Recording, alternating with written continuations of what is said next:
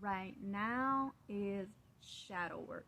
It is like you're gonna go through the phase, the dark night. What is shadow work? Shadow work is going into the spaces in you that you want to keep in the shadows, that they're in the shadows for a reason. Shadow work could be in different forms. It's not no one form. I've been doing a lot of shadow work for some time, and it could look from like me being in a mirror, me seeing myself, and just doing that mirror work, or it could be just going through an emotion that is very harsh and taking some time to try to know why. Those are all forms of shadow work. Okay, but it's very important to do it. It's very important to do it. It's like it's a therapy. It's therapy. So you're basically therapying yourself. I've been doing therapy for myself for a long time. I've been talking to myself for a long time. It's not no big deal about that, right? And when people say that if you talk to yourself, you're crazy, you're not crazy. You're not crazy. I always seen it as giving myself therapy. What's crazy about giving yourself therapy? What's crazy about trying to help yourself from childhood trauma, from things you gotta work out within yourself. Now, when you do shadow work, you don't get rid of the ugliness. You don't get rid of the darkness. You try to understand and comprehend why certain things happen to you and to your soul, left you feeling that you're ashamed, the guilt, whatever it is that a situation left you with.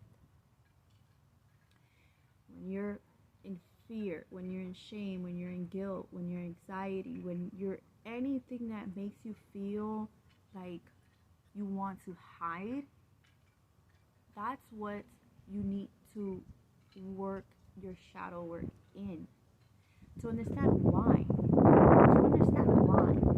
There's certain things in life that people get triggered by that other people don't. But they get triggered because something happened in their life that there's an emotion tied to it. So by doing shadow work, you kind of tap into that emotion. You understand the emotion. You try to understand the emotion. You try to comprehend that emotion, and you kind of transition into still feeling that sense of emotion, but having a knowing on where it came from, how to manage it and get through it. Okay. Meditating, so I know a lot of people can't do that, or they don't see themselves doing that. It's whatever, but it's a form of shadow work. You sit with yourself. You hear yourself. You hear yourself. And if you're a person that has a lot of guilt or ugly thoughts, you sit in yourself, you will hear those thoughts. You will hear those thoughts. And when you're silent and it's only you and your thoughts, if you catch the thought, you could work on that. You could work on that.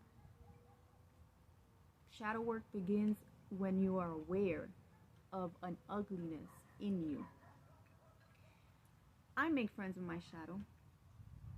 I even have a nickname for my shadow side. Because you work with you work with it. There's nothing in you. Whatever is in you, it's not gonna leave. Nothing leaves. You transmute it to something else, but it does not leave. So you work with it to understand stuff. You understand yourself. A practice with shadow work. This one's an intense one, and this does not go. Shadow work could go on. Shadow work could go on until you pass on to your next life. Like it's forever going, because you're going out through your day and stuff could happen to you, and it's another emotion added to your thing, whatever. So a shadow work that I do is very intense, is being in a dark room with a candle and a mirror and just looking at yourself. There's something very surreal, I want to say, when you're actually looking at yourself in a mirror, when you're actually seeing who you are. Some people have a hard time looking in the mirror. People that have a hard time looking in the mirror don't really know who they are, or they don't know. You have to be able to look at yourself in the mirror to really be honest with yourself, to really see the true you. So you get a candle in a dark room and a mirror, and you just sit there and you look at yourself. You look at yourself. Now, it's very intense because things start shifting. Things start looking disoriented. But it happens. Now, and you could ask questions. Ask questions. I want to see my shadow. I want to understand a certain emotion. Where is this coming from? Why did this happen? Whatever you feel that you need to know about in your shadow self, that's it. Now, you will not get an answer right away, and answers come in different forms. You don't get an answer right away, but what you do is you work on it. That's the first step. You work on it. The more you do it, the more your mind knows that you're looking for it. It's gonna check because you're on that, and that's what you want to do, and you're focusing on that. So that's what it's looking for, and it's going to try to pinpoint where it came from, where that emotion, where when you first felt guilty, when you first felt ashamed, where is it coming from? Why do you have a certain reaction when you feel this emotion? So how to change it? There's certain actions that you don't have to change if it's not affecting your life. If it's not affecting your life and it's okay, then why even change anything that's broken? You don't have to. But there's certain things that you know personally about yourself that needs to change because you're already aware it's no good. It's no good. So those are the ones that you need to do shadow work. Those are the ones that are in the shadows. Those are the ones that don't want to be seen. Those are the ones in your head that you are not aware that you're thinking about things. When you're having nasty thoughts in your mind, you don't even know how many times, how frequently you do until you really hear what you're really thinking about.